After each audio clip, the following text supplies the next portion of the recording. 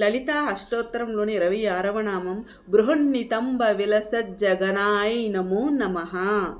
అమ్మవారు కూర్చొని ఉన్నారు పీఠం మీద పదిలంగా. ఇక్కడ వర్ణించినప్పుడు అమ్మవారి కామరాజకూటానికి అంటే శక్తి కూట వర్ణన మొదలవుతుంది కనుక ఇది ఒక సంధినామంలాగా భావించవచ్చు.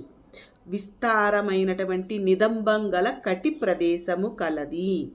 ఇదే మనకు సౌందర్య లహరిలో 81వ శ్లోకంలో కొండల రాజు అంటే హిమవంతుడు తన నిదంబం అంటే కొండ చర్య నుండి బరువును విశాలతను నీ యందు అరణంగా ఇచ్చాడేమో. అరణము అంటే వివాహ సమయంలో తండ్రి కూతురికి ఇచ్చే కానుకలా అతని యొక్క బరువును విశాలతను నీ నిదంబానికి ఇచ్చాడేమో అని చెప్పుకుంటాము. అది వసుమతిని కప్పుచు చులకన చేస్తున్నది. మొత్తానికి సన్నని నడుముతో విస్తారమైనటువంటి నిదంబముతో ప్రకాశించే దివ్య మంగళ స్వరూపాన్ని ఈ నామంలో ధ్యానం చేస్తున్నాము.